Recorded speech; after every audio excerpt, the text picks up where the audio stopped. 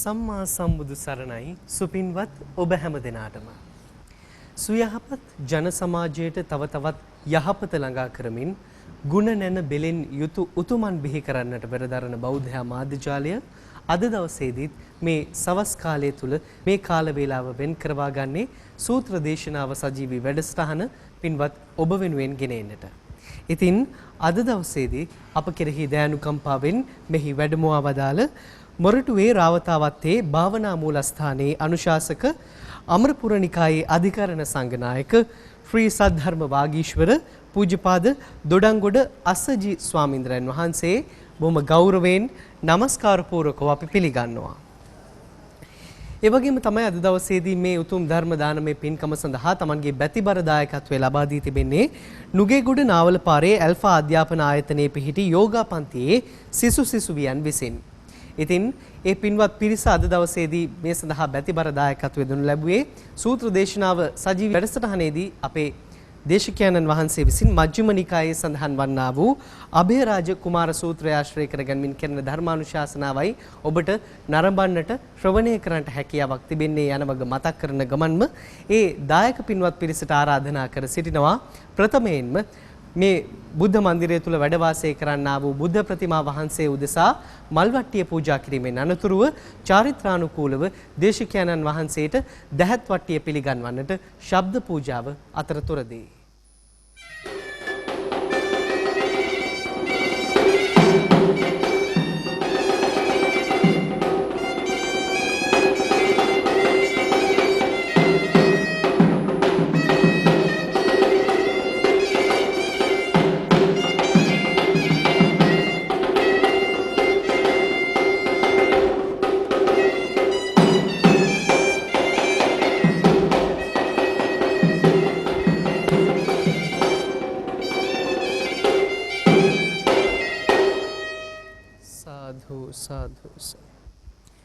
පින්වත්නි අපි සියලු දෙනාම ධර්මානුශාසනාව ශ්‍රවණය කරන්නට මත්තෙන් තිසරණ සහිත පංචශීලයේ සමාදන් වීම සඳහා සාදුකාරයක් පවත්වා নমස්කාරය කියමු. අවසරයි ස්වාමීන්ද්‍රයන් වහන්සේ. සාදු සාදු සාදු. නමෝ තස් භගවතෝ අරහතෝ සම්මා සම්බුද්දස්ස. නමෝ තස් භගවතෝ අරහතෝ සම්මා සම්බුද්දස්ස. නමෝ තස් භගවතෝ අරහතෝ සම්මා සම්බුද්දස්ස. බුද්ධං සරණං ගච්ඡාමි. බුද්ධං සරණං ගච්ඡාමි. ධම්මං සරණං ගච්ඡාමි. ධම්මං සරණං ගච්ඡාමි. සංඝං සරණං ගච්ඡාමි. සංඝං සරණං ගච්ඡාමි. ဒ ුතියම්පි බුද්ධං සරණං ගච්ඡාමි. ဒ ුතියම්පි බුද්ධං සරණං ගච්ඡාමි. ဒ ුතියම්පි ධම්මං සරණං ගච්ඡාමි. ဒ ුතියම්පි ධම්මං සරණං ගච්ඡාමි. ဒ ුතියම්පි සංඝං සරණං ගච්ඡාමි. ဒ ුතියම්පි සංඝං සරණං ගච්ඡාමි. තතියම්පි බුද්ධං සරණං ගච්ඡාමි. තතියම්පි බුද්ධං සරණං ගච්ඡාමි. තතියම්පි ධම්මං සරණං ගච්ඡාමි. තතියම්පි ධම්මං සරණං ගච්ඡාමි. තතියම්පි සංඝං සරණං ගච්ඡාමි. තතියම්පි සංඝං සරණං ගච්ඡාමි. පානාති පාතා වේරමණී සික්ඛාපදං සමාදියාමි. පානාති පාතා වේරමණී සික්ඛාපදං සමාදියාමි. අදින්නා දානා වේරමණී සික්ඛාපදං සමාදියාමි. අදින්නා දානා වේරමණී සික්ඛාපදං කාමේසු මිච්ඡාචාරා වේරමණී සික්ඛාපදං සමාදියාමි. කාමේසු මිච්ඡාචාරා වේරමණී සික්ඛාපදං මුසාවාදා වේරමණී සික්ඛාපදං සමාදියාමි මුසාවාදා වේරමණී සික්ඛාපදං සුරාමේරය මජ්ජපමා දට්ඨානා වේරමණී සික්ඛාපදං සමාදියාමි සුරාමේරය මජ්ජපමා දට්ඨානා වේරමණී සික්ඛාපදං අප්පමාදේන සම්පාදේත බන්තේ සමන්ත චක්කවාලේසු අත්‍රා ගච්ඡන්තු දේවතා සද්ධම්මං මුනි රාජස්ස සුනන්තු සග්ග මොක්ඛදං ධම්ම ශ්‍රවණ කාලෝ අයං භදන්තා ධම්ම ශ්‍රවණ කාලෝ අයං භදන්තා ධම්ම ශ්‍රවණ කාලෝ අයං භදන්තා නමෝ තස්ස භගවතෝ අරහතෝ සම්මා සම්බුද්දස්ස නමෝ තස්ස භගවතෝ අරහතෝ සම්මා සම්බුද්දස්ස නමෝ තස්ස භගවතෝ අරහතෝ සම්මා සම්බුද්දස්ස යං තථාගතෝ වාචං ජානාති අභූතං අතච්ඡං අනත්ථ සංහිතං සාච පරේසං අප්පියා අමනාපා නතං තථාගතෝ වාචං භාසති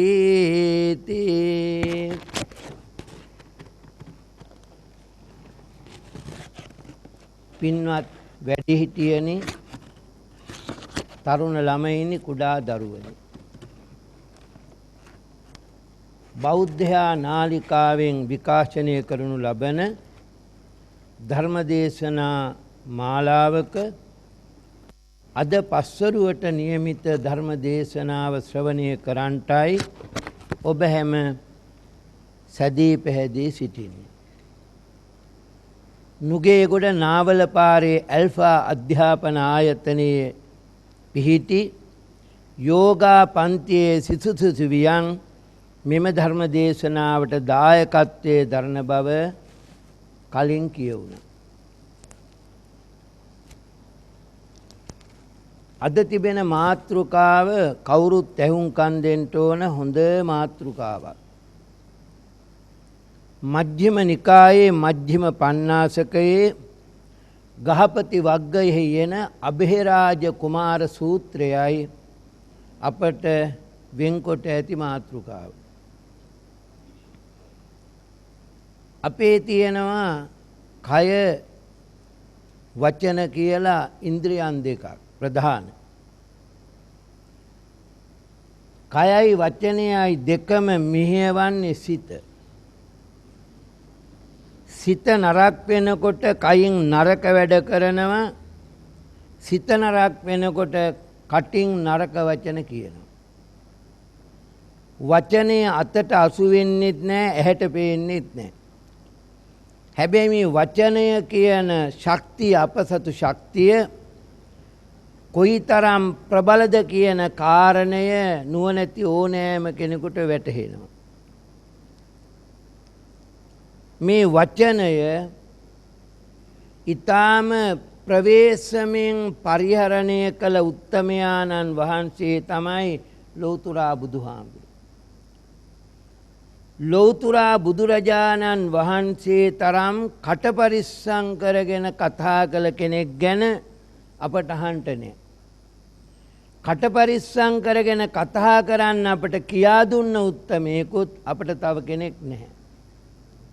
ඉතින් මේ අභේරාජ කුමාර සූත්‍රයේ තුල හරි වටිනා උපදේශ මාලාවක් වචනේ පිළිබඳව තථාගත බුදු පියාණෝ ලබා දී තිබෙනවා.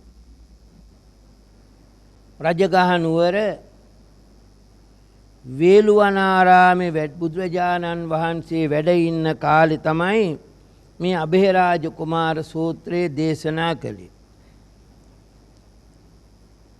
කලන්දක නිවාපය කියන වචනය වේළුවනාරාමය ගැන කියවෙන තැන්වල සඳහන් වෙනවා.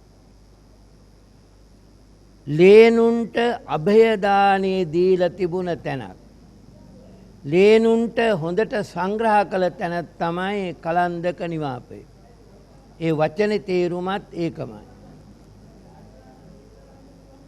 මේ වේළුවනාරාමේ බුදුරජාණන් වහන්සේ වැඩ ඉන්න කාලේ ඔය සත්ශාස්ත්‍රූවරුන්ගෙන් කෙනෙකු නිගණ්ඨනාත පුත්‍ර අභයරාජ කුමාරයාව කැඳෙව්වා. බිම්සර රජතුමාගේ දරුවෙක්. ඒ කුමාරයාව කැඳවල කුමාරයාට කිව්වා ශ්‍රමණ භවත් ගෞතමයාණන් වහන්සේව හම්බ වෙන්න ගිහිල්ලා උන්වහන්සේට ඔබ මේ අභියෝගයක් ඉදිරිපත් කරන්න, චෝදනාවක් ඉදිරිපත් කරන්න.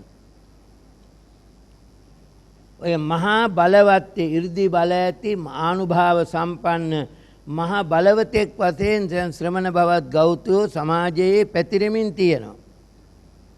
එබඳු බලවත් කෙනෙකුට අභියෝගයක් කළාම ඔබ පිළිබඳව කීර්තිරාවේ රට පුරා පැතිරේ.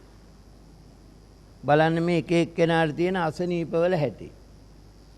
දැන් නිගණ්ඨනාත පුත්‍ර පිරිස ඔහුගේ ශ්‍රාවකයෝ ඔහුගේ අනුගාමිකයෝ අනුපිළිවෙලින් සමාජ හිමීන්සරේ කොන් වෙමින් අයින් වෙමින් දිය වෙමින් යන්න පටන් අරන් ඒ ශ්‍රාවකයෝ ලෝතුරා බුද්ධ ආලෝකයේ සමාජෙ මත උනට පස්සේ ඒ නිසා පුළුවන් තරම් බුදුහාමුදුරුවන්ට කෙනෙහිලිකම් කරන ක්‍රමය කුමක්ද කියලා නිතර කල්පනා කර කර ඉන්නේ.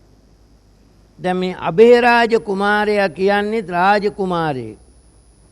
මේ අභේරාජ කුමාරයාට කිව්වා මේ මම ප්‍රශ්න කොටස් කීපයක් කියා දෙන්නම් ඔයා ගිහිල්ලා අහන්න. කාගෙන්ද? ශ්‍රමණ භවත් ගෞතමයන්ගේ. ඇහුවාම ඒ ඇත්තා මෙහෙම කියාවි, මෙහෙම කිව්වොත් මෙහෙම අහන්න. මෙහෙම ඊළඟට ඒකට මෙහෙම කිව්වොත් මෙහෙම අහන්න. අර ප්‍රශ්නයෙන් ප්‍රශ්නය ගටා අවුල් කළා හප්පලා මේ බුදු පියාණන් වහන්සේව අපහසුවටපත් කරන්න බලාගෙන මෙයා ප්‍රශ්න මාලාවක් මේ ගොතලා පටලවලා මේ අභේරාජ කුමාරයාට කිව්වා ගිහිල්ලා අහන්න. ස්වාමීනි මම කොහොමද ඒක කරන්නේ? උන්වහන්සේ ශ්‍රමණ භවත් ගෞතමයන් වහන්සේ බොහොම 이르දි බල සම්පන්න මහා උත්තමයෙක්නේ. ඒකට කමක් නැහැ. ඒ මහා බලවතෙක් එක්ක හැප්පුණාම තමයි ඔයාට ගෞරවය ලැබෙන්නේ. අදත් ඒ අසනීප සමාජයේ තියෙන්නේ. බලවතෙක් එක්ක හැපෙන්න ඕන. ඒ නිසා ගිහිල්ලා අහන්න කියලා කිව්වහම අභේරාජ කුමාරයා බෑ කිව්වේ නෑ. එයාත් දැන් ඒ ගමන යන්න සූදානම් වුණා. බුදුරජාණන් වහන්සේම හමුවෙන්න එක දවසක් ගියා. ගිහිල්ලා බුදුරජාණන් වහන්සේව හමු වෙන්න ගිය වෙලාව ටිකක් හවස් වේගෙන එන වෙලාවක්. ඒ නිසා මෙයාම තීරණය කළා නෑ අද කතා කරන්නේ නෑ බුදුහාඳුරන්ගේ එක්ක මේ ප්‍රශ්න මං අහන්නේ. මම මේ බුදුහාඳුරන්ට දානෙට ආරාධනා කළා දානෙට අපේ ගෙදරට ගෙන්නගෙන එතෙන්දි මේ ප්‍රශ්න අහලා අපහසුවටපත් කරන්න ඕන. මුලින් කන්න දෙන්න ඊට පස්සේ පහර දෙන්නයි දැන් හදන්නේ. එතකොට බුදුරජාණන් වහන්සේට මෙයා ආරාධනා කළා දානෙකට. සියල්ල දත් බුදුරජාණන් වහන්සේට අවශ්‍ය නම් මෙයාගේ මානසිකත්වයේ දෙස බලා මෙයා කරන්න සූදානම් වෙන්නේ කුමක්ද කියන අඳුනගන්න බැරි කමක් නැහැ. නමුත් මේ ප්‍රශ්න බුදුහාමුදුරුවෝ ඇති කරගත්තේ නැහැ. දානෙට ආරාධනා කළාම ඒ ආරාධනාව බාරගත්තා. ආරාධනාව බාරගෙන බුදුරජාණන් වහන්සේ වැඩම කළා. ඉතින් කාගේ ගැන්වීමද? නිගණ්ඨනාත පුත්‍රගේ ගැන්වීම. එයා තව පුදුම කතාවක් කිව්වා. මම මේ අහන ප්‍රශ්න ටික ඇහුවාම අභේරාජ කුමරුවනි ශ්‍රමණ භවත් ගෞතමයන් වහන්සේ අර මේ යකඩ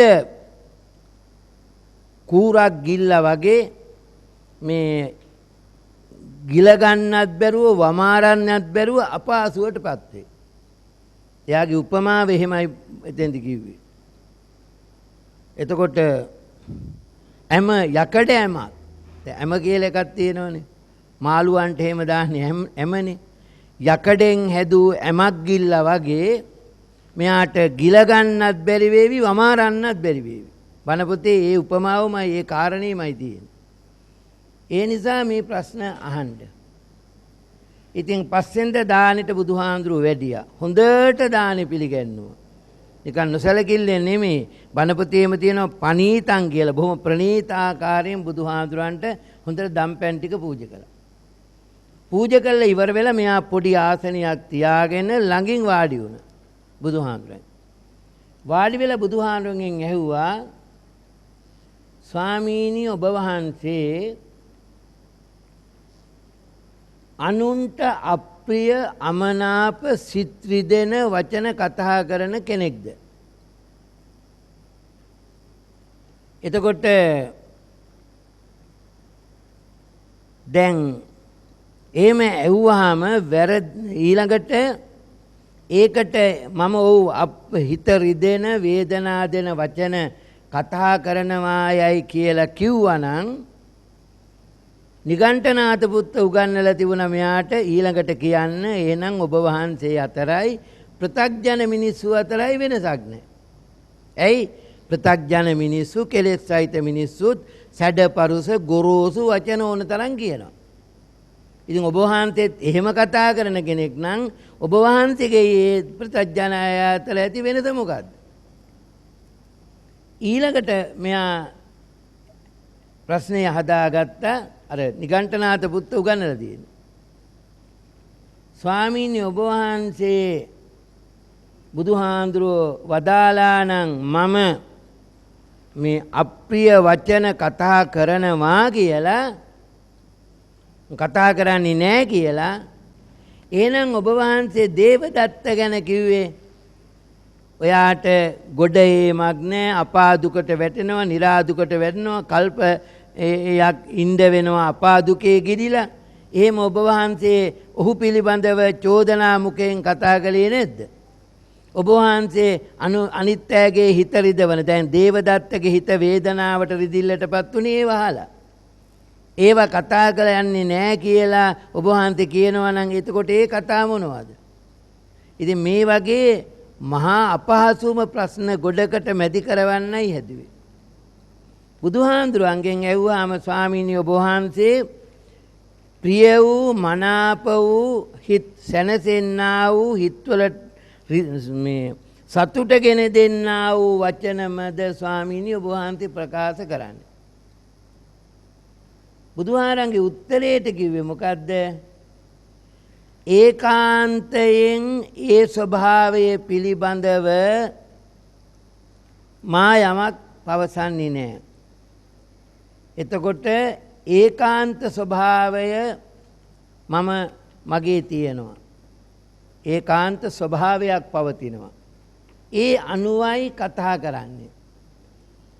එතකොට එතෙන්දි මෙයා එකපාරටම කිව්වා බුදුහාමුදුරන්ගෙන් කියවුනහම මේ බුදුහාමුදුරන්ගෙන් උත්තරේ වශයෙන් ලැබුණාම ඒකාන්ත කොට මට කියන්න බෑ කියලා.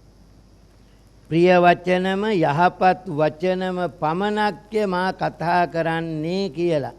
හිත රිදෙන වචන මා කතා කරන්නේ නැත. ඒ වගේම අනුන්ට අප්‍රිය අමනාප වචන කියන්නේ නැත කියලා මේ කියන වද කියලා ඇහුවාම බුදුහාමරන්ගේ උත්තරේ උනේ ඒකාන්ත වශයෙන් ඒක කිව නොහැකි කාරණයක්. එතකොට කිව්ව හැටියේ නිගණ්ඨනාථ පුත්තගේ මේ අභේරාජ කුමාරයා එකපාරටම කිව්වා නිගණ්ඨයෝ වෙනසුණා කියලා. මොකද මේ නිගණ්ඨ කතාවක් කියන්නේ කියලා ඇහුවාම ඔන්න මේ සිද්ධිය කිව්වා. ස්වාමීනි මේ ප්‍රශ්නය මගේ ඕනකමට ඔබ වහන්සේගෙන් අහන එකක් නෙමෙයි. නිගණ්ඨනාථ පුත්ත මාව ගෙන්නෝල මට උපදෙස් දුන්නා මෙන්න මේ විදිහට ඔබ වහන්සේගෙන් අහන්න. ඔබ වහන්සේගෙන් අහන්න ඔබ වහන්සේ මිනිසුන්ගේ සිත් රිදෙන බිඳෙන වේදනා දෙන වචන කතා කරනවද? එතකොට ඔබ වහන්සේ උත්තර දුන්නොත් එහෙම මම කතා කරනවා ඕන තරම් හිත පෑරෙන වචන මම කියනවා කිව්වොත් එතකොට ඔබ වහන්සේ මේ සම්මා සම්බුද්ධ කියනවා කෙලෙස් නැති කරලා කියනවා මේ මහා කාරුණික කියනවා ඒ උදාර ගුණ තියෙන ඔබ වහන්සේගේ පැවතුම් තුල මේ විශේෂත්වයක් නැහැ නේද? කෙලෙස් සහිත මිනිස්සු වගේම නේද ඔබ වහන්සේගේ ක්‍රියාකාරීත්වය කියලා චෝදනා කරන්න මට කිව්වා. ඔබ වහන්සේ වැරදිලාවත් කිව්වොත් මම එහෙම සැඩපරුස ගොරෝසු වචන කියන කෙනෙක් නොවේ කියලා. එහෙනම් ඔබ වහන්සේ දේවදත්ත පිළිබඳව කොච්චර කතා කළාද? දේවදත්තට ගැලවුමක් නැහැ කිව්වා. දේවදත්ත මේ අපායේ බොහෝ කාලයක් අපායේ දුක් විඳින්න වෙනවා කිව්වා. ඒ වගේම මේ මිදීමක් ලේසියෙන් හම්බ වෙන්නේ නැහැ කිව්වා. ඒවා එතකොට එයාගේ හිත පෑරෙන රිදෙන ඒ බඳු වචන ප්‍රකාශ කළ ඔබ වහන්සේ කොහොමද කියන්නේ මම එහෙම ඒවා කියන්නේ නැහැ කියලා.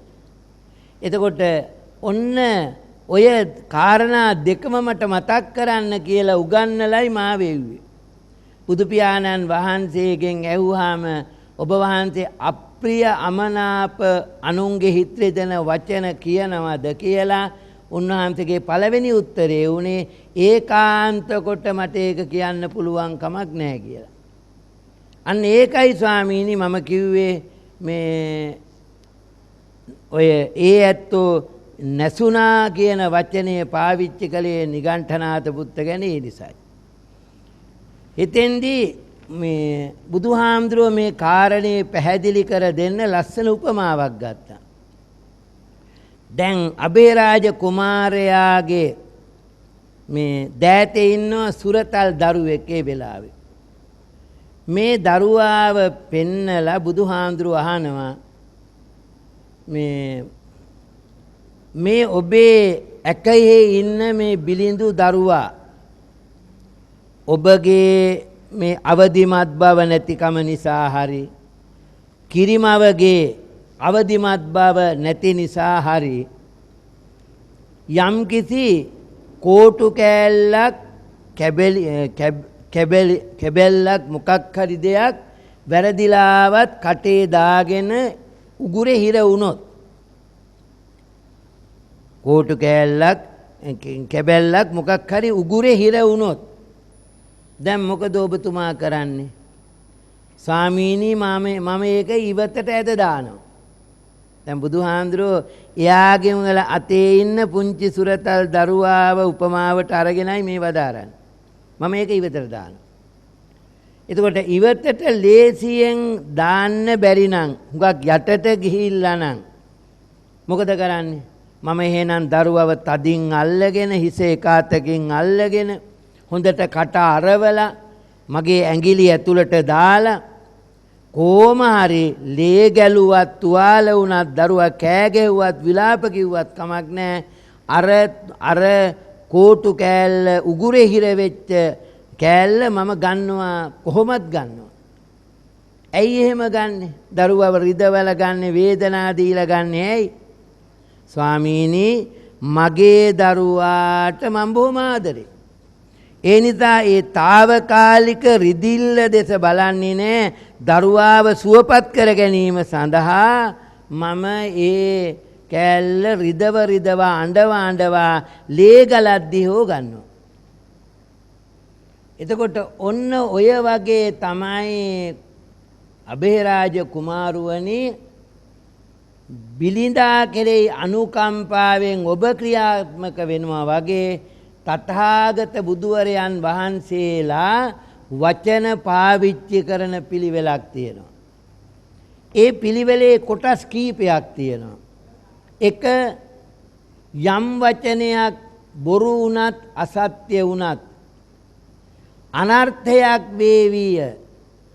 ඒ වගේම අන්‍යයන්ට අප්‍රිය බව පිණිස අමනාප පිණිස බව ඒ වචනේ හේතු වෙනවයි කියලා තේරුණොත් තථාගත බුදුවරයන් වහන්සේ නමක් ඒක කියන්නේ නැහැ. ඔන්න පළවෙනි දේ තේරුම් ගන්න. යම් දෙතොලෙන් පිට කරන යම්කිසි වචනයක් අසත්‍ය වෙන්න පුළුවන්, අනර්ථකර වෙන්න පුළුවන්, ඒ වාගේම අන්‍යයන්ට අප්‍රිය අමනාප වෙන්නත් පුළුවන්. ඒ බව දැනුනොත් තථාගත බුදුවරේ කවදාක්වත් ඒ වචනේ කියන්නේ නැහැ. යම් වචනයක් ඇත්ත වුණත්, අර්ථ සහිත වුණත්, ඒ වාගේම අන්‍යයන්ගේ අයහපත පිණිස පවතිනවා නම් එවන් වචනයක් අනුන්ට අප්‍රිය වුණත්, අමනාප වුණත් ඒකත් තථාගත යන් වහන්සේ නමක් පවසන්නේ නැහැ. යම් වචනයක් සත්‍ය වුණත්, අර්ථවත් වුණත්, අන්‍යයන්ගේ යහපත පිණිස හේතු වුණත්, එවන් වචනයක් අන්‍යයන්ට අප්‍රිය අමනාප පිණිස හේතු වෙනවා නම් තථාගතයන් වහන්සේ නමක් ඒ ගැන කතා කරන්නේ ඇත්තම වුණත් අවස්ථානුකූලව. එකපාරට කියන්නේ නුවණින් විමසා බලා මේ ඇත්තක්ම තමයි. නමුත් මේක කිව යුතු තැනක්ද, කිව යුතු වෙලාවක්ද, මේකෙන් අනවශ්‍ය ප්‍රශ්න මතුවේවිද කියලා හුඟක් හිතලා ඇත්තම දේ වුණත්, මේ අර්ථවත් වුණත්, නිවැරදි වුණත් ඒකත් කියන්නේ සිතා බලා.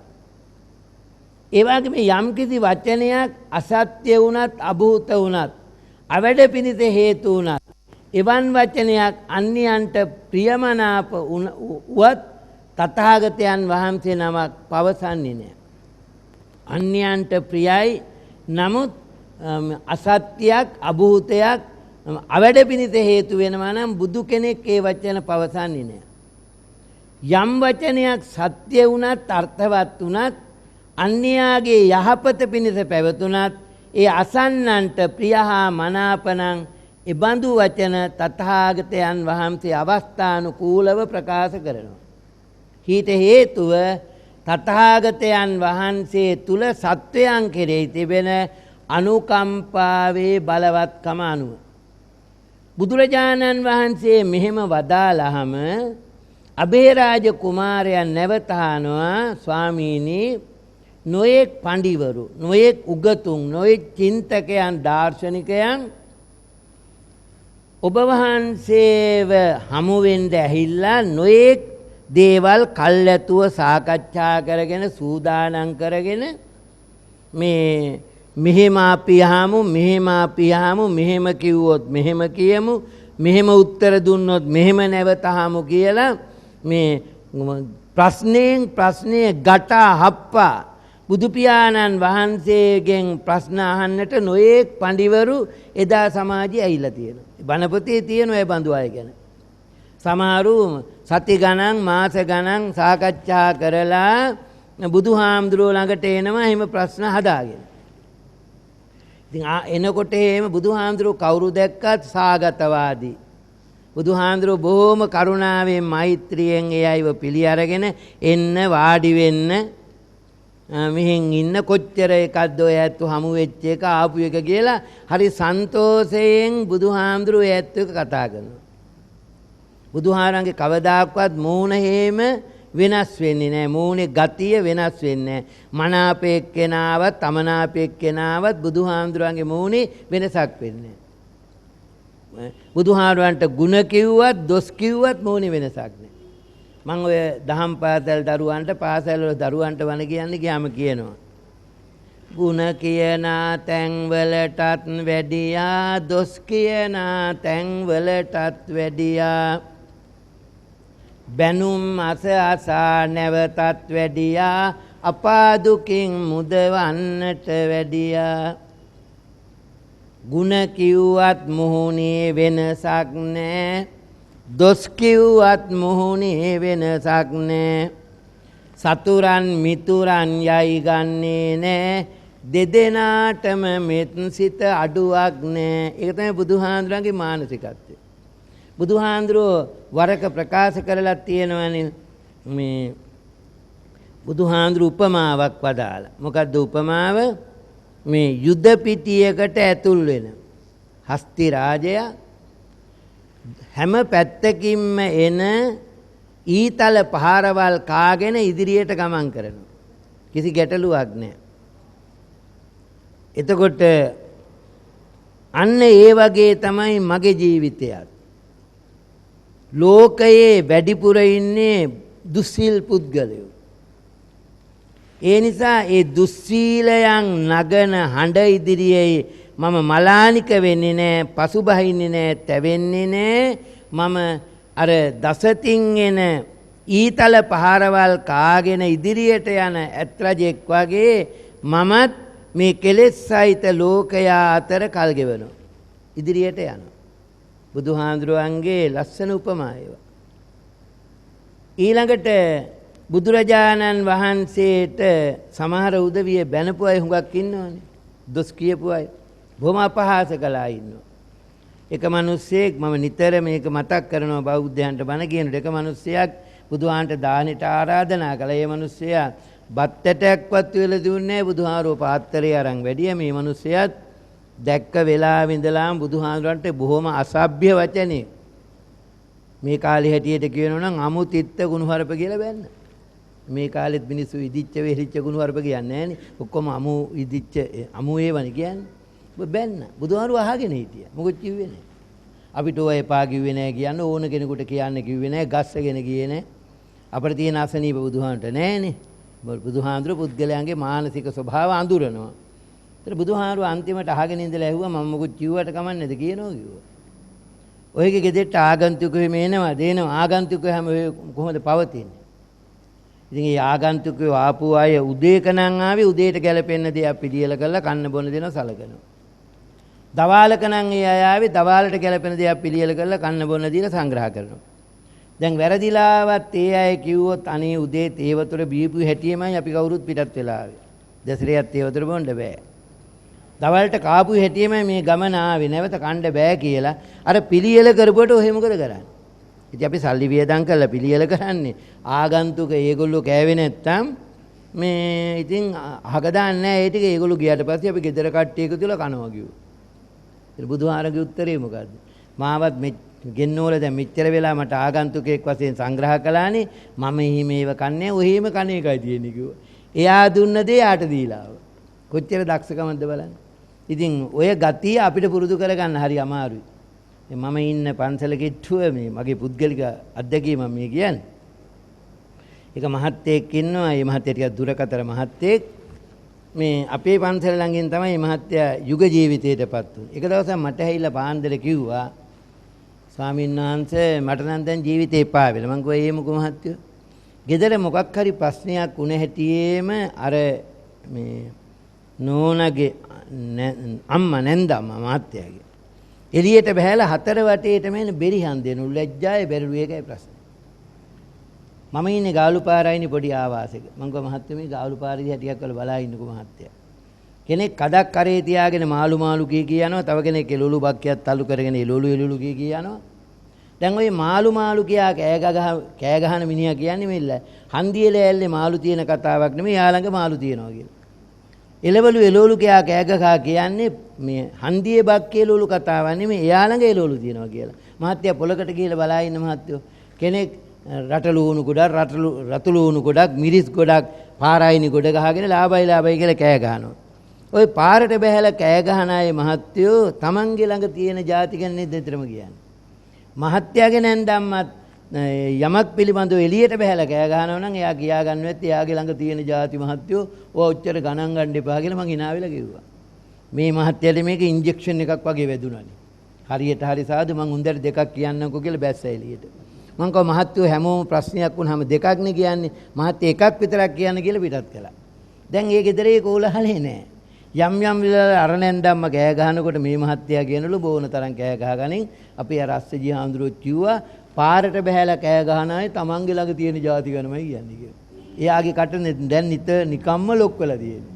ඒ නිසා මේ බරපතලට කිසිවක් හිතන්න එපා. ජීවිතේ හැමෝම මේ බණහන මෙතන විතරක් නෙමෙයි රට පුරාම බණහන අය තේරුම් ගන්න ලෝ පුරාම බරපතලට හිතන්න එපා. බුදුහාමුදුරු හරි ලස්සන උපමාවක් දුන්නානේ.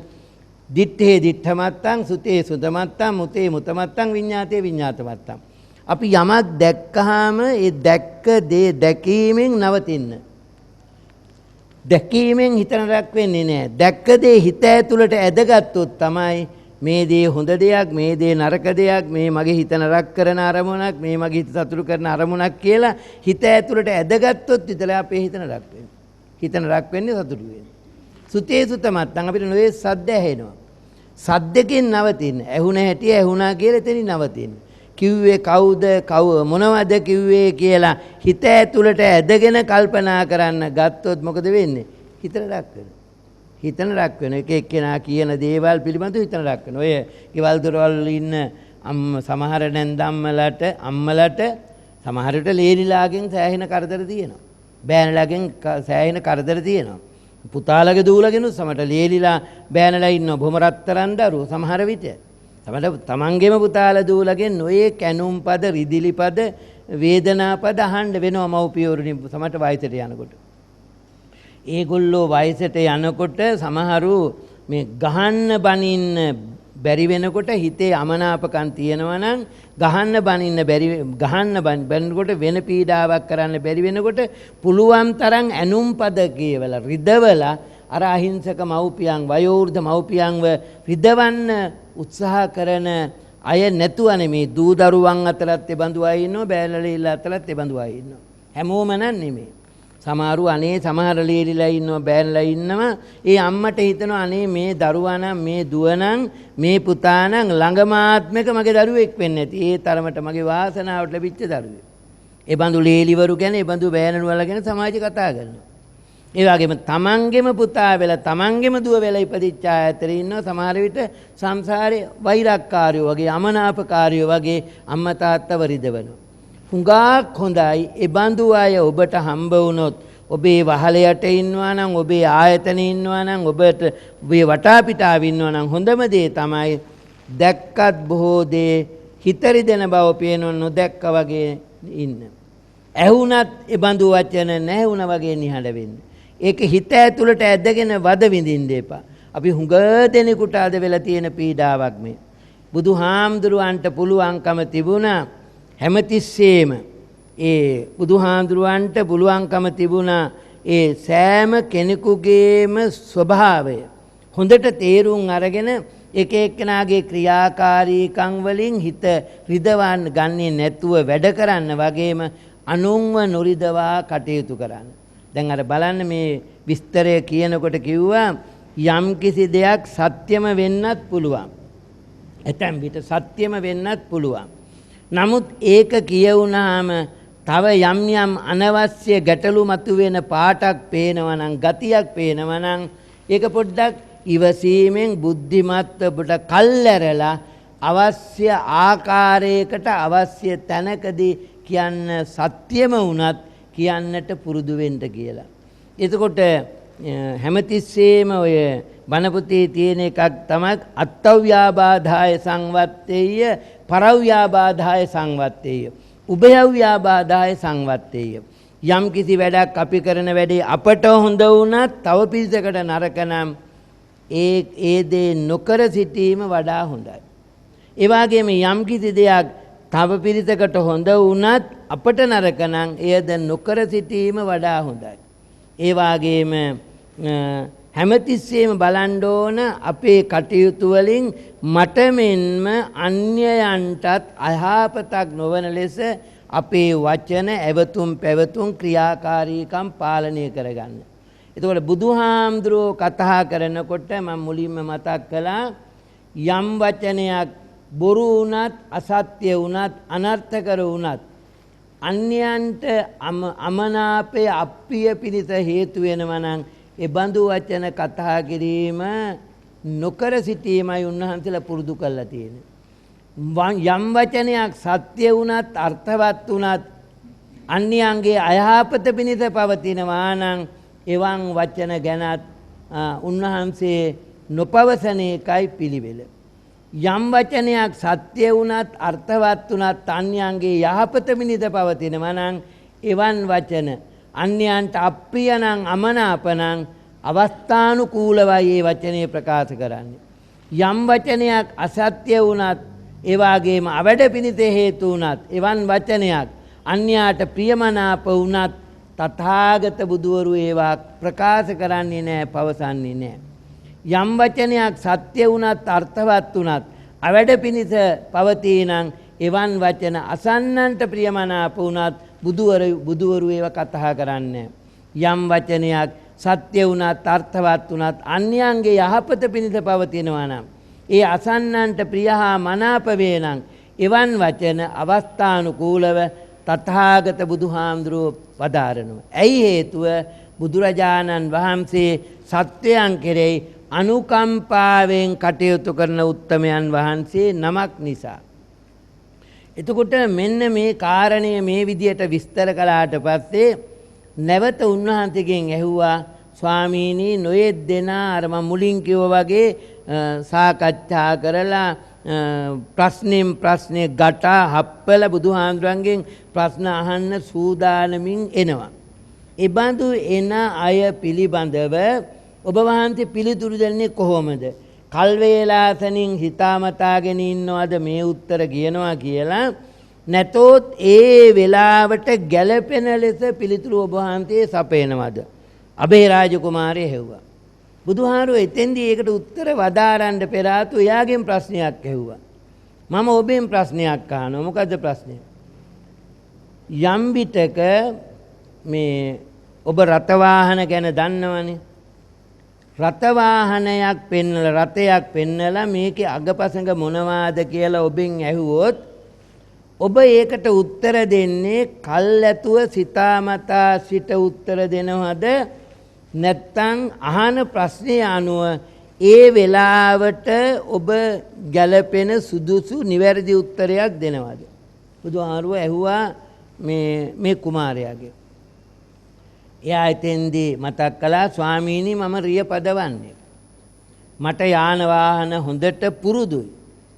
ඒ යාන වාහන වල තියෙන අංගපසංග පිළිබඳ මට හොඳ වැටහීමක් තියෙනවා. ඔන්න ඒ නිසා ප්‍රශ්නයක් යමෙක් ඇහුවොත් ඒ පිළිබඳව මම ඒ අහපු ප්‍රශ්නයට අනුකූලව මම යාන වාහන පරිහරණය කරන යාන වාහන හොඳින් පදවන්න දන්න මම වාහනයක තියෙන ඇතුළාන්තය හොඳටම නිවැරදිව අඳුරනවා. ඔන්න ඔය නිසා මම ඇහුව ප්‍රශ්නයට අනුව නිවැරදි පිළිතුරක් කිසිම ගැටලුවක් නැතුව ඒ ඇත්තාට දෙනවා. ඔන්න ඔය වගේම තමයි අබේරාජ කුමාරය මගේ දේශනා. ඕනෑම ප්‍රශ්නයක් මගෙන් ඇහුවොත් ලෝක ධර්මතා පිළිබඳ මට හොඳ වැටහීමක් තියෙනවා. ඒ වගේම සත්වයා පිළිබඳව සත්ව පැවැත්ම පිළිබඳව ලෝකයේ ස්වභාවය පිළිබඳව මිනිසුන්ට නැගෙන ගැටලු ප්‍රශ්න පිළිබඳව මිනිස්සු අහන ප්‍රශ්න පිළිබඳව මට හිතා ගන්න අමාරු නෑ. ඒ අනුව මම සියල්ලන්ටම හොඳ පිළිතුරු අවස්ථානුකූලව ලැබ දෙනවා. ඒ බුදුරජාණන් වහන්සේගේ පිළිවෙල එහෙම තමයි පින්නතුනේ. කල් වේලාසනින් ඒව ගැන හිතා ඉන්නේ නෑ. මතුවෙන ගැටලුව මතුවෙච්ච ගැටලුව දිහාව උන්වහන්සේ බලනවා. උන්වහන්සේගේ බැල්ම තුල දැන් අපේ බැලීම් තුල පින්නතුනේ අවුල් වෙන්නේ මොකද? අපේ බැලීම් තුල තියෙනවා අපි යමක් දෙස බලනකොට මේ අවදිමත් ගතියෙන් තැම්පත් මනසින් බුද්ධිමත්ව යමක් දෙස බලනවා අඩුයි. අර පුංචි රාහුල හාමුදුරුවන්ට බුදුහාරෝ මේ වදාළ මේ බොහොම හොඳ කාරණයක් තියෙනවා බණ පොතේ බොහොම ප්‍රසිද්ධිය නිතර කියන එකක්. පච්ච වෙක්කිත්වා කායේන කම්මං කාතබ්බං පච්ච වෙක්කිත්වා වාචාය කම්මං කාතබ්බං පච්ච වෙක්කිත්වා මනසා කම්මං කාතබ්බං. මතක තියාගන්න පුළුවන් නම් මෙන්න මේ පද හතර හොඳයි මතක තියාගන්න. දකින දේ බැලිය යුතු වන්නේ කල්පනාවෙන් කියන දේ ඇසිය යුතු වන්නේ කල්පනාවෙන් කරන දේ කළ යුතුද වන්නේ කල්පනාවෙන් හැම විටම සිටිය යුතු වන්නේ කල්පනාවෙන් හැමතිස්සෙම තැම්පත් මනසින් බුද්ධිමත්ව යමක් දෙස බලන්න ඕන.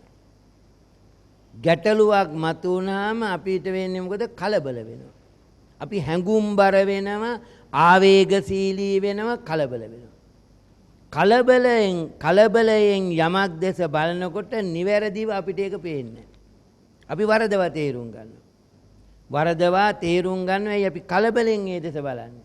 මීට අවුරුදු 40කට 50කට විතර ඉස්සෙල්ලා මට මතකයි මේ විභාගයකට ගිය ළමයින්ට තිබුණා අහස් යානාව නැව දුම්රිය මින් එකක් ගැන වචන 60කට නඩු වාක්‍ය රචනාවල් ලියන්න කියලා.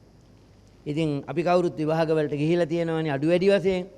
එතකොට ඒ කාලේ අපි යන කාලවල නම් බොහොම කල් තියෙනවා වෙලා තියෙනවා ගුරුවරු කියනවා ළමයිනේ කලබල වෙන්න එපා. ප්‍රශ්න පත්‍ර නිවැරදිව කියවන්න හොඳට තේරුම් අරගෙන ලස්සනට අකුරු හොඳට ලියන්න පිළිවෙලට ලියන්න කියලා උපදෙස් දෙනවා. ඒ වුණාට දැන් ප්‍රශ්න පත්‍රයේ අතර ගත්ත ළමයා බොහොම කලබලයි වටපිට බලනවා පෑන කරකවනවා දාඩිය දාලා මහත දාඩිය නෙමෙයි හීන් දාඩියම දාලා දැන් හරි කලබලයි.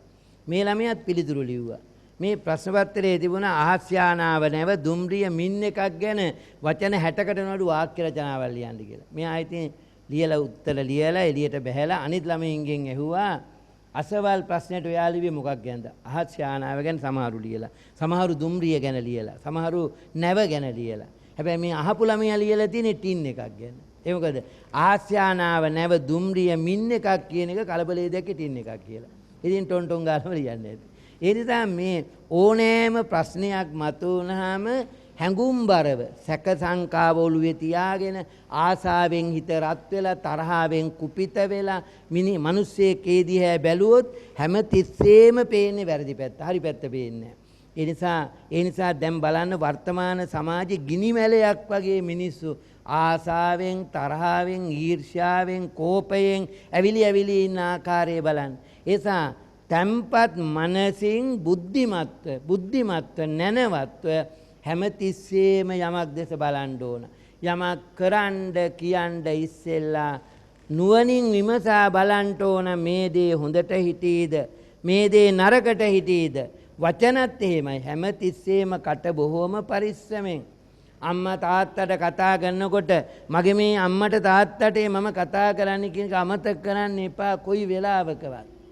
කවුරු මොනවා ඉගැන්නුවත් කාගේ විස බීජ ඔලුවට වැටිලා ගේ ඇතුළට ඇහිල්ලා අම්මට තාත්තට කතා කළත් මේ දෙමව්පියෝ කියන එක අමතක කරන්න එපා. සැමියාට බිරිඳට කතා කරනකොට මේ මගේ මහත්තයා මේ මගේ නෝනා කියන එක අමතක කරන්න එපා.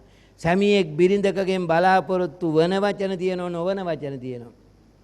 බිරිඳක් සැමියෙකුගෙන් බලාපොරොත්තු වන නොවන වචන තියෙනවා. බලාපොරොත්තු නොවන වචන කියවුනොත් හරියට හිත රිදෙනවා. හරියට හිත රිදෙනවා. දැන් බලන්න මේ කතාවේ හැටියට මේ දේශනාවේ හැටියට සත්‍යෙම උණයි කියලා හිතන්න. සත්‍යෙම වුණත් සිද්ධිය ඇත්තම වුණත් ඒක කිව යුතු වෙලාව බලලා කලබල වෙන්නේ නැතුව කිව යුතු වෙලාව බලලා සැලකිල්ලෙන් කිව යුතු තනක් බව පේනවා නම් ඒ බඳු තැනකදී විතරත් සත්‍යම වුණත් ප්‍රකාශ කරන්න ඕනයි කියලයි බුදුහාමුදුරුව මතක් කර දුන්නේ. ඒ කියන්නේ ගිලින්න හංගන්න බොරු කරන්න කියන එක නෙමෙයි එකෙන් අදහස් කරන්නේ.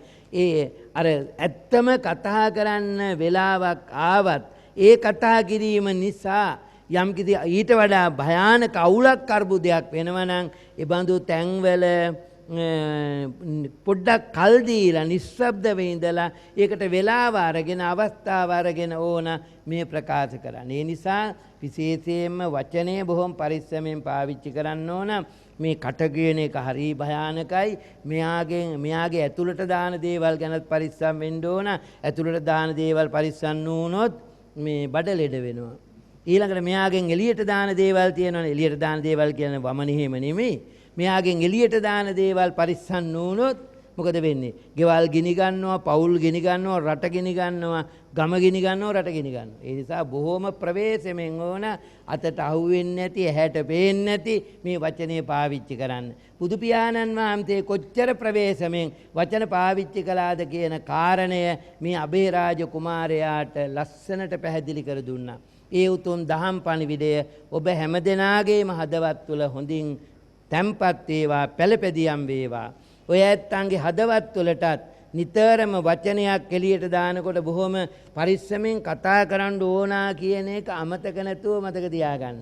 මම නිතර කියන මම බොහෝ තැන්වල කියලා තියෙන පුජ්‍ය නිදසුණක් කියලා ඉවර කරන්නම්. මාව මේ ඔය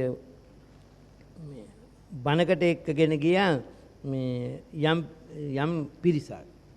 මේ කියන්නේ ගෙදරක බණකට මාව එක්කගෙන ගියා.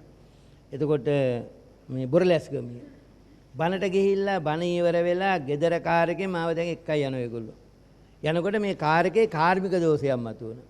තාත්තයි පුතයි දෙන්නම හිටියා. ඉන්නකොට කාර් එක පාරාහිනි නවත්තලා අයින් කළා නවත්තලා මේ දෙන්න බොනට් එක අරගෙන දැන් මේක හදන්න හදනවා. මට ඉතින් වාඩි වෙලා ඉන්න කම්මැලිකමට මමත් අර කාර් එකෙන් එළියට බෑලා මේගොල්ලෝ හදන හැටි බල බල හිටියා.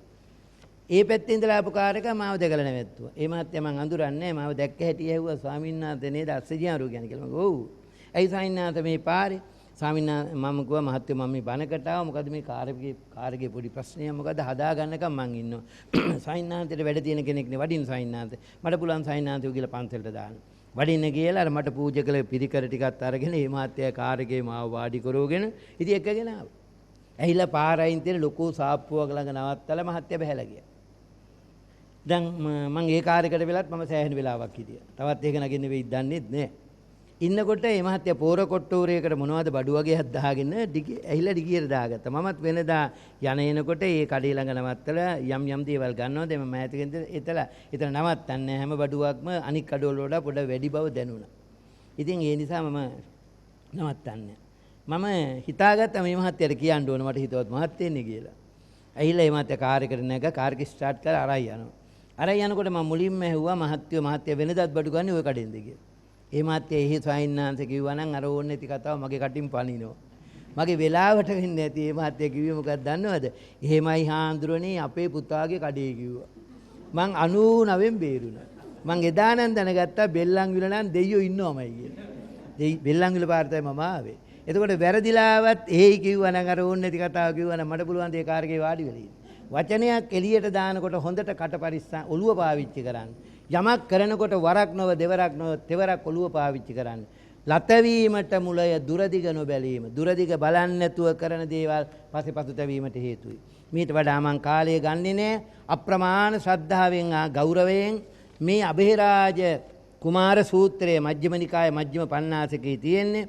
ඕනෑම කෙනෙකුට තවත් විස්තර අවශ්‍ය නම් අපිට කතා කරලා කියා දෙන්න පුළුවන්. මේ ස්ථානයෙන් ඇහුවත් ඔය ඇත්තන්ට දැනගන්න පුළුවන්. මේ දහම් රසයේම සමාජයට බෙදා දෙන්න, ජාත්‍යන්තරයට බෙදා දෙන්නයි අපේ දරණාගම පඬිත හාමුදුරන් වහන්සේ මේ උදාර කටයුත්තට අත තියලා තියෙන්නේ. ඒ නිසා තවත් විස්තර සහිතව දැනගන්න ඕන නම් මජ්ක්‍ධිම නිකායේ මජ්ක්‍ධිම පඤ්ඤාසකයේ මේ ගහපති වග්ගයේ තමයි මේ සූත්‍රයේ තියෙන්නේ. ත්‍රිපිටක පොත් පාලි පොත් ඇත්තට තේරුම් ගන්න බැරි වුණාට දැන් සරලවත් ත්‍රිපිටකය මේ මුද්‍රණය කරවලා තියෙන රජයෙන්ම ඒ පොත් අරගෙන කියවුවාම සරලව තේරුම් ගන්න පුළුවනි පාලි භාෂාව නොදැනගත්තත්. හැබැයි බණ පොත්පත් බණ අහනකොට වුණත් බණ කියනකොට වුණත් බණ පොත්පත් කියවනකොට වුණත් හරියට පරිස්සම් වෙන්න. බණ පොත්පත් තමන්ගේ අදහස් දාලා ලියපු පිරිසකුත් සමාජයේ තියෙන බවක් පේනවා දැන්. ඒක අනුතුරුදායකයි. බුදුරජාණන් වහන්සේ වදාළ ත්‍රිපිටක ධර්මය ඊටාම පිරිසිදුව මුද්‍රණය කරලා තියෙන්නේ, සඳහන් කරලා තියෙනවා බුද්ධ ශාසන අමාත්‍යාංශයේ මුදා හරින ත්‍රිපිටක පොත්වලින්. එතනින්ම මුද්‍රණය කරලා තියෙනවා සරල ත්‍රිපිටකය. ඒ නිසා ඒ බණ පොත්පත් කියවන්න හොඳ බණ පොත්පත්, නිවැරදි බණ පොත්පත් නැත්තම් අපි දහම්මගත් අපිට වරදින්න පුළුවන්. වර්තමාන සමාජයේ එහෙම පැතිකඩකුත් තියෙන බව පරිස්සමෙන් තේරුම් ගන්න. මීට වඩා මං කාලය ගන්නෑ. විශේෂයෙන්ම ශිහාන් නන්ද සිරිවර්ධන මහතාගේ දෙසැම්බර් 20 වෙනි දිනට යෙදෙන ජන්මදිනය නිමිති කරගෙන ගුරු උපහාරයක් වශයෙන් නුගේගොඩ නාවලපාරේ ඇල්ෆා අධ්‍යාපන ආයතනයේ පිහිටි යෝගාපන්තියේ සිසුවියෝ තම ගුරු දේවයන් වහන්සේට උපහාරයක් පැවැත්වීම වශයෙන් මේ පින්කමට දායකත්වයේ දෙන බව සඳහන් වෙනවා. ඒ නිසා ශිහාන් නන්ද සිරිවර්ධන ඔබලාගේ ගුරු පියාණන්ට තෙරුවන් සරණින් දෙව් රැකවරණින් උපන්දිනයේ වෙනුවෙන් නිදුක් නිරෝග සුව සාන්තියම ලැබේවායි යෝගාපන්තියේ සිසුවියෝ සාදු කියා ප්‍රාර්ථනා තබන්ට ඕන. දැන්ට රෝගාතුර රෝහල් ගත වී සිටින කාන්ති හෂන් මහත්මියට ඉක්මනින් නිදුක් නිරෝග සුව සාන්තිය ලැබේවා කියාද නන්ද සිරිවර්ධන මහතාට ලේකා මහත්මියට සහ දූ දරුවන්ටත් මෙම ධර්ම දේශනාවට දායකත්වයේ සැපයුවා සහභාගී වූ සියලු දෙනාටත් ඔවුන්ගේ පවුල්වල සියලු දෙනාටත් රට පුරා බෞද්ධයා නාලිකාව ඔස්සේ රටපුරා ලොවපුරා මේ ධර්මයේ ශ්‍රවණය කළ සියලු සදහැවත් පින්වතුන් පින්වතියන්ටත් තුනුරුවන්ගේ සරණින් දෙවියන්ගේ ආශීර්වාදයෙන් නිදුක් නිරෝග සුවසාන්තිය ලැබේවා කියාද ඒ හැම දෙනාගේම පරලොවගේ සිළු ඥාතීන්ට ලෝතුරා සාන්ත නිවන් සැනසීම ලැබේවා කියාද සාදු කියා ප්‍රාර්ථනා කරන්න. බෞද්ධ නාලිකාවේ නිර්මාතෘ අපේ දරණාගම කුසල ධම්ම පණ්ඩිත ස්වාමීන් වහන්සේ විශාල මෙහෙවරක් මේ බෞද්ධ නාලිකාව තුලින් බෞද්ධ සමාජයට කරනවා. මෙතෙක් කාලයක් කිසිවෙකුට කරන්න බැරි වෙච්ච උදාර මෙහෙවරක් උන්වහන්සේ මේ බෞද්ධ නාලිකාව තුලින් එක ධර්ම දේශනාවක් ලක්ෂ සංඛ්‍යාත ජනතාවකට ඇහුම්කන් දෙන්න සැලැස්වීම වශයෙන් සලස්වලා තියෙනවා. පින්නතුන්ලා හොඳට තේරුම් ගන්න එකම වෙළඳ දැන්වීමක් නැතුව පරිබාහිර ආදායමක් නැතුව සදහැවත් බෞද්ධයන් කෙරේ විශ්වාසය තියාගෙනම අපේ පඬිත් ස්ථිරයන් වහන්සේ ගෙනියන මේ උදාර ධර්ම සාන්තියට හැකිතරම් දායක වෙන්නත් සෑම දෙනාම සිද්ධි දරා ගන්න ඕන. ඒ නිසා අපේ පඬිත් හාමුදුරුවන්ට මෙම නාලිකාවේ කාර්ය මණ්ඩලයට ඔබ අප හැම දෙනාට ධර්මාවබෝධයෙන් සත්‍ය අවබෝධයෙන් අමා නිවන් සාන්තියම උරුම වේවා කියලා සාදු කියා පතන. ආකාසට්ඨා ච බුම්මට්ඨා දේවා නාග මහිද්దికා පුඤ්ඤන්තං අනුමෝදිත්වා චිරං රක්ඛන්තු ශාසනං චිරං රක්ඛන්තු දේශනං චිරං රක්ඛන්තු මම් පරං. ඉදම්මේ ඥාතීනං හෝතු සුඛිතා හොන්තු ඥාතයෝ ඉදම්මේ ඥාතීනං හෝතු සුඛිතා හොන්තු ඥාතයෝ ඉදම්මේ ඥාතීනං හෝතු සුඛිතා හොන්තු ඥාතයෝ. සාදු සාදු සාදු. අද දවසේදී සූත්‍ර දේශනාව සජීවී වැඩසටහනයි මේ ආකාරයෙන් સમાપ્ત වන්නට යෙදෙන්නේ. ඉතින් මේ සඳහා දායකත්වය ලබා දුන් පින්වත් පිරිසට ආරාධනා කර සිටිනවා ගෞරවනීය දේශකයන්න් වහන්සේට පරිස්කාර පූජා කරන්නට මේ අවස්ථාවක් කරගන්නා හැටියට ඒ අතරතුරේදී මා සිහිපත් කරන්නම් ඔබටත් හැකියාව තිබෙනවා. ඔබත් මේ පිළිබඳ උනන්දුවක් දක්වනවා නම් උත්සුක වෙනවා නම් මේ උතුම් වූ ධර්ම දානමය පින්කම් සඳහා ඔබට පුළුවන් ඔබේ දායකත්වය ලබා දෙන්නට. ඒ පිළිබඳ වැඩිදුර විස්තර දැන කියා ගන්නට කතා කරන්න අපේ දුරකථන අංකය 0112 689යි 307. නැවතත් මතක් කරන්නම් දුරකථන අංකය 0112 689යි 307යි අපේ දුරකථන අංකය. අද දවසේදී සූත්‍ර දේශනාව සජීවී වැඩසටහන සඳහා තමන්ගේ බැතිබර දායකත්වය ලබා දුන්නේ නුගේගොඩ නාවල පාරේ ඇල්ෆා අධ්‍යාපන ආයතනයේ පිහිටි යෝගා පන්තියේ සිසුවියන් විසින්. ඉතින් ඒ දායකත්වය ලබා දුන් පිරිස සිහිපත් කරන අතරතුරේම මා ඔබට මතක් කරන්නම් මේ එළඹෙන නව වසර ඔබේ තව තවත් සුවයහපත් කරගන්නට ඔබට හැකියාවක් තිබෙනවා. මේ එළඹෙන දුරුතුපුන් පොහොදා මහානීය පින්කමක් මහියංගන පුදුබිමේදී පවත්වන්නට සියලු කටයුතු මේ වෙන විට සූදානම් වෙමින් පවතිනවා. ඉතින් ඔබට ඒ සඳහා දායක වන්නට පුළුවන්. ලක්ෂයක් සදැහැතියන් සිල් සමාදන්ව එහා සමගාමීව නෙළුම්මල් ලක්ෂයක් වනමල් කෝටියක් මේ ආකාරයෙන් විවිධ පුෂ්පෝපහාර දක්වමින් සුපූජනීයත්වයට පත්වුණු මේ පුණ්‍යවන්ත භූමිය තව තවත් මහානීය පින්කමකින් අපි ඒකාලෝක කරන්නට සූදානම්ෙන් සිටිනවා. මේ ආකාරයෙන් මේ පින්කම් සඳහා ඔබේ දායකත්වය ලබා දෙන්නට ඔබට පුළුවන්කම තිබෙනවා. මේ පුණ්‍යවන්ත භූමියට පැමිණෙනෝතින් අපේ ලිපිනය බෞද්ධ මාධ්‍යජාලය ශ්‍රී සම්බෝධි විහාරස්ථානය ග්‍රෙගරි පාර කොළඹ 7. ඉතින් දායකත්වයේ දරන්නට කැමති පින්වතුන්ට අපි ආරාධනා කර සිටිනවා. ඒ ආකාරයෙන් එවැගේම තමයි සූත්‍ර දේශනාව සජීවී වැඩසටහන සඳහා අද දවසේදී අප කෙරෙහි දයානුකම්පාවෙන් ලෝවැස්සා කෙරෙහි දයානුකම්පාවෙන් මෙම පුණ්‍යවන්ත භූමියට වැඩමවා වදාළ මොරටුව රාවතාවත්තේ භාවනා මූලස්ථානයේ අනුශාසක අමරපුර නිකායේ අධිකරණ සංඝනායක ශ්‍රී සද්ධර්ම වාගීශවර පූජ්‍යපාද දොඩංගොඩ අස්සජි ස්වාමීන්ද්‍රයන් වහන්සේට නිදුක් නිරෝගී සුවපත් භාවයෙන් යුක්තව තවත් চিරාත් කාලයක් මේ උතුම් වූ ශාසනික මෙහෙවරේ යෙදෙන්නට අවශ්‍ය ශක්තිය ධෛර්යය ලැබේවා කියන ප්‍රාර්ථනාවත් සමගින් අද දවසේදී සූත්‍ර දේශනාවෙන් අපි සමුගන්නවා. ඔබ සැමටම සම්මා සම්බුදු සරණයි.